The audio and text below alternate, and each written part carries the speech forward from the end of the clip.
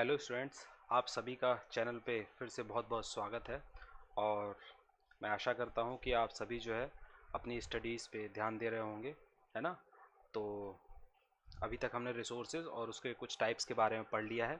तो आज जो है हम अगला टाइप पढ़ेंगे। तो चलिए स्टार्ट करते हैं।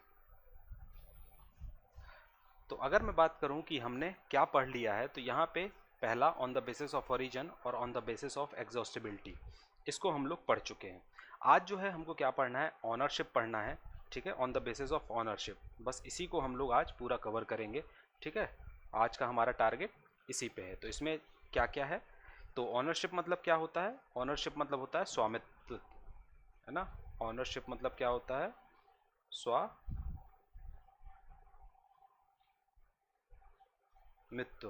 है ना। स्वामित्व मतलब कि आपका उस पर कितना अधिकार है ना, वो आपका है भी कि नहीं है। ठीक है, उसके बेसिस पे हम लोग क्या करते हैं, रिसोर्सेज को डिवाइड करते हैं। तो अगर मैं बात करूं कि ऑनरशिप के बेसिस पे फर्दर इसको डिवाइड किया गया है कितने भागों में, 4 भागों में। इंडिविजुअल, कम्युनिटी, नेशनल और इंटरनेशनल। ठीक है, अगर मैं ओनरशिप को डिवाइड करूंगा तो ये 4 हिस्से हैं उसके। चलिए तो एक एक करके सबको देखते हैं। तो पहला है आपका इंडिविजुअल। ठीक है, इंडिविजुअल मतलब क्या होता है, व्यक्तिगत। ठीक है, इंडिविजुअल मतलब क्या होता है, व्यक्तिगत।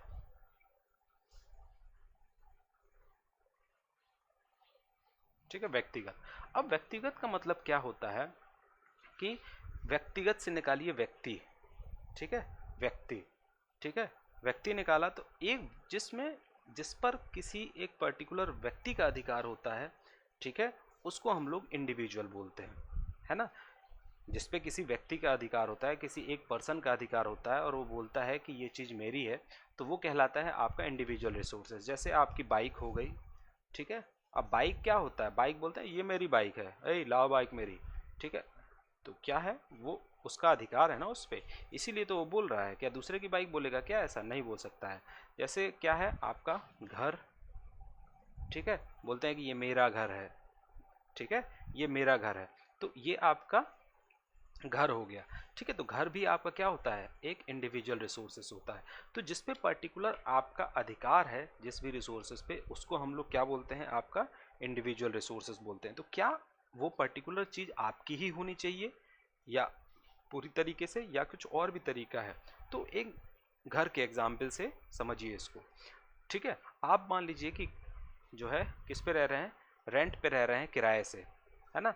तो आपसे पूछता नहीं है कोई कि ये घर किसका है। ठीक है, जब तक आपको बहुत अच्छे से नहीं जानता है, लेकिन आप क्या बताते हैं कि मेरा घर जो है यहाँ पे है।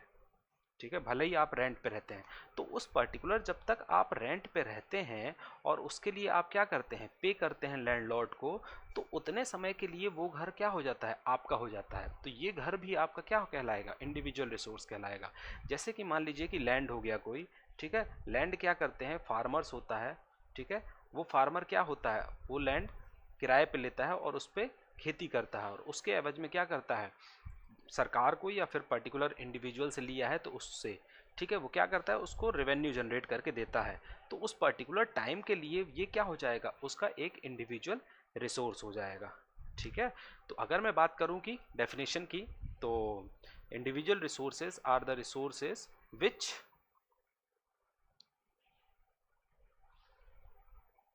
ओन्ड बाई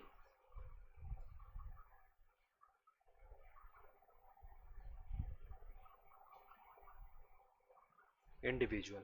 ठीक है, विच ओन्ड बाई इंडिविजुअल, जिसपे एक पर्टिकुलर आदमी, इंडिविजुअल का अधिकार होगा, वो आपका क्या कहलाएगा, इंडिविजुअल रिसोर्स कहलाएगा या व्यक्तिगत संसाधन कहलाएगा।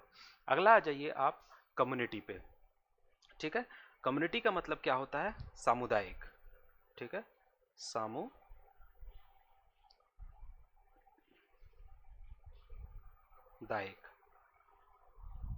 ठीक है, सामुदायिक। ठीक है, सामुदायिक का मतलब क्या है, सामुदायिक मतलब समुदाय।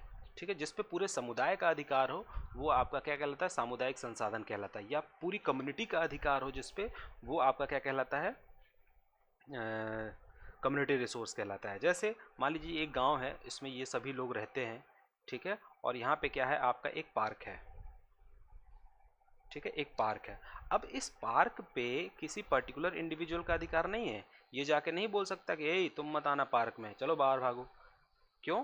तो अगर ऐसा होगा तो ये क्या करेगा, पुलिस के पास जाएगा और बोलेगा कि भैया ये पार्क में मुझे घुसने नहीं दे रहा है। तो ये पर्टिकुलर आदमी इस पे कैसे अधिकार जता सकता है? वो ऐसे जता सकता है कि ये एक कम्युनिटी एक्सेसिबल है। क्या है? Accessible to community, accessible to all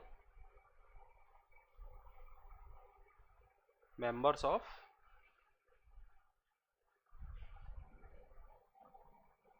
community. ठीक है, तो ये इस कारण से ये पर्टिकुलर आदमी इस पे अपना अधिकार जता पा रहा है। तो ये क्या हो गई, आपके कम्युनिटी रिसोर्स की डेफिनेशन हो गई। Anything which is accessible to all members of the community, वो आपका क्या कहलाएगा, कम्युनिटी रिसोर्स कहलाएगा। ठीक है, तो यहाँ पे और भी एग्जाम्पल हो सकते हैं, जैसे आपका एग्जाम्पल क्या हो सकता है, ग्रेजिंग फील्ड यानी चारागाह जो होता है वो, फिर उसके बाद आपका पार्क हो गया। ठीक है, फिर उसके बाद ब्यूरियल ग्राउंड हो गया, यानी जो आपका शमशान घाट होता है वो भी आपका कम्युनिटी रिसोर्स के अंतर्गत आता है। चलिए आगे बढ़ते हैं। अगला है आपका नेशनल रिसोर्स। तो नेशनल, मुझे नहीं लगता कि नेशनल की हिंदी किसी को पता होगी या नहीं होगी, सभी को पता होगी। नेशनल मतलब आपका क्या होता है, राष्ट्रीय। अब राष्ट्रीय संसाधन का मतलब क्या होता है कि सपोज दैट जो भी आपकी बाउंड्री होती है, देश की बाउंड्री, जिसको हम लोग क्या बोलते हैं, पॉलिटिकल बाउंड्री बोलते हैं।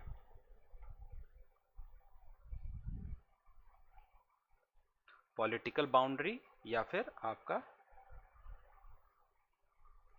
राजनीतिक सीमा।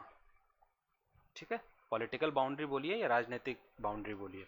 इस पॉलिटिकल बाउंड्री के अंतर्गत जितने भी रिसोर्सेज आते हैं, जो भी रिसोर्स, ठीक है, ज़मीन, लैंड, कार, बिल्डिंग, ठीक है, खनिज संसाधन, मिनरल्स, ठीक है, फॉरेस्ट, वाइल्ड लाइफ, जो भी कुछ आता है वो सब कुछ आपका किसके अंतर्गत आता है, नेशनल रिसोर्स के अंतर्गत आता है।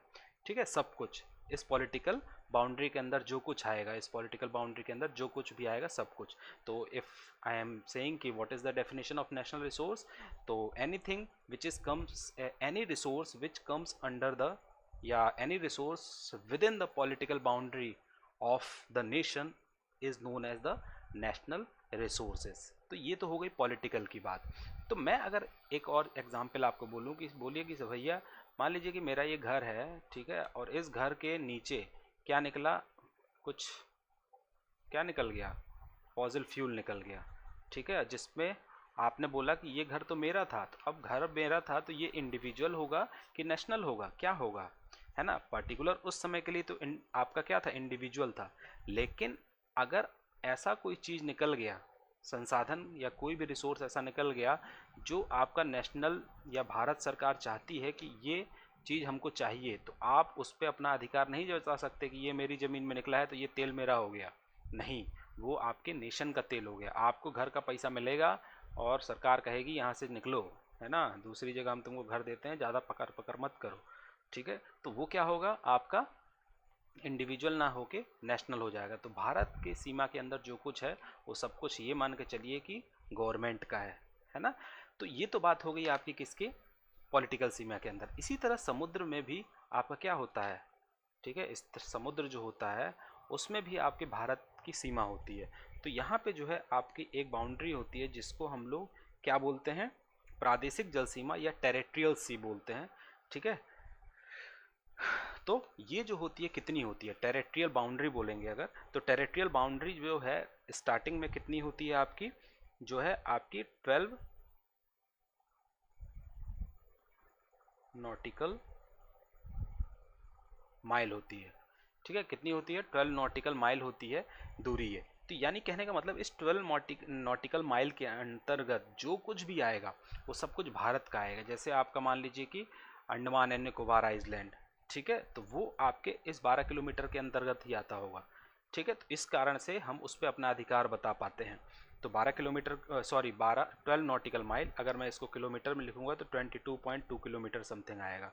ठीक है, तो ये आपका क्या कहलाएगा, टेरिटोरियल बाउंड्री। तो दो चीजें हो गई, एक तो हो गई आपकी पॉलिटिकल बाउंड्री, ठीक है, और एक हो गई आपकी सी बाउंड्री। ठीक है, तो ये आपकी कोस्टल लाइन से, ये जो आपका कोस्टल लाइन है यहाँ से बताना है आपको। ठीक है, तो कोस्टल लाइन से कितनी दूरी पे आपकी टेरिटोरियल बाउंड्री होती है, 12 नॉटिकल माइल या 22.22 किलोमीटर तक।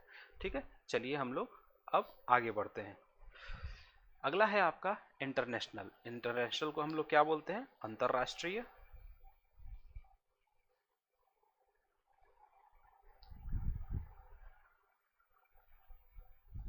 अंतरराष्ट्रीय। अब बात आती है कि अंतरराष्ट्रीय संसाधन या इंटरनेशनल रिसोर्सेज क्या होते हैं। तो अभी तक हमने देखा कि जितने भी रिसोर्सेज पढ़े उसमें किसी ना किसी का अधिकार था, है ना। लेकिन इंटरनेशनल में क्या होता है, पर्टिकुलर किसी एक नेशन का कोई अधिकार नहीं होता, यानी कोई देश ये नहीं बोल सकता कि ये चीज़ मेरी है। ठीक है, तो the resources belongs to all the countries of the world, यानी कोई भी पर्टिकुलर एक देश उस पर अपना अधिकार नहीं बता सकता।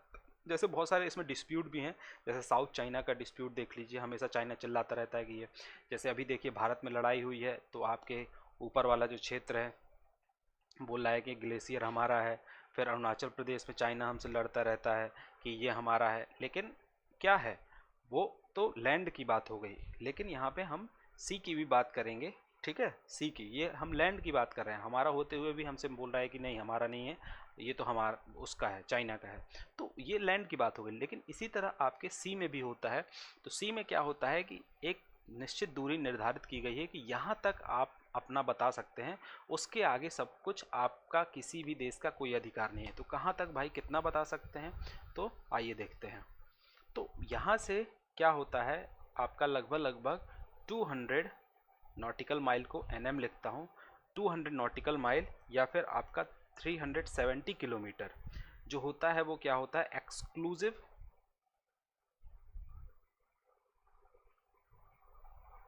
एक्सक्लूसिव इकोनॉमिक जोन कहलाता है। ठीक है, एक्सक्लूसिव इकोनॉमिक जोन कहलाता है। ये एक्सक्लूसिव इकोनॉमिक जोन क्या होता है कि आपकी कोस्टल लाइन से 200 नॉटिकल माइल तक कोई भी कंट्री 200 नॉटिकल माइल तक इकोनॉमिक एक्टिविटी, है ना, इकोनॉमिक एक्टिविटी वो यहाँ पे क्या कर सकती है। ठीक है, जैसे मछली को मारना, मछलियों का कोई उत्पादन या फिर कोई रॉ मटेरियल या फिर कुछ भी है जो भी करना है इस तक कर सकती है। लेकिन बियॉन्ड दिस, है ना, बियॉन्ड दिस, ठीक है, इसके बाद जो कुछ भी होता है, इसके बाद जो कुछ भी होता है सब कुछ क्या होता है, आपका इंटरनेशनल रिसोर्स के अंतर्गत, इंटरनेशनल रिसोर्स के अंडर में आता है। ठीक है, बियॉन्ड इस एक्सक्लूसिव इकोनॉमिक जोन। अब बात आती है हिंदी में क्या बोलते हैं भाई एक्सक्लूसिव इकोनॉमिक जोन को, तो इसको हम लोग कई टर्म से नाम से जानते हैं। एक अनन्य आर्थिक क्षेत्र बोलते हैं, अनन्य आर्थिक क्षेत्र बोला जाता है। अनन्य को एक और नाम से जाना जाता है, क्या, विशिष्ट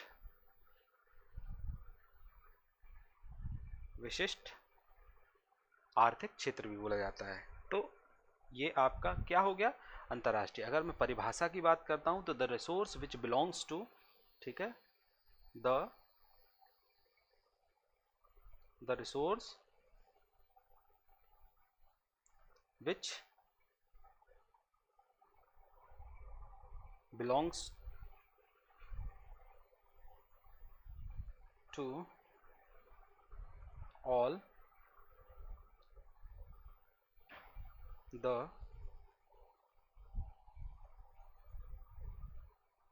countries of the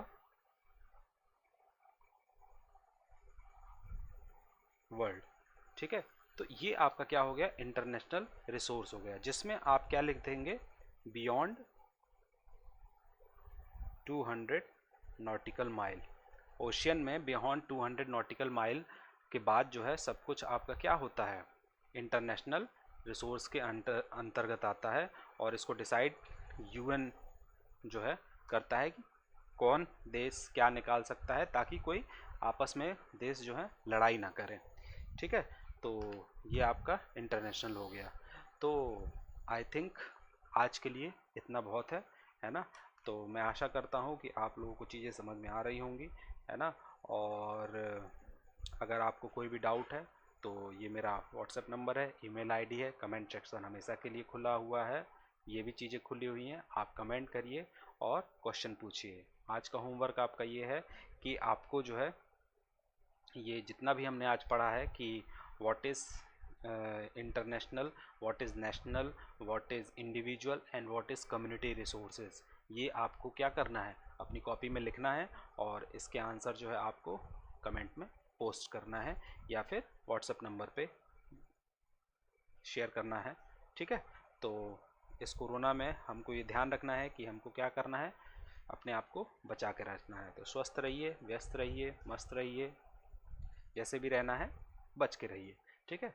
तो this is all for today, thank you, have a wonderful life, goodbye. हाँ, एक चीज़ और, क्या करना है, लाइक करना है, शेयर करना है और सब्सक्राइब करना है, ठीक है। ये 3 चीज़ें और बेल आइकन को दबाना है।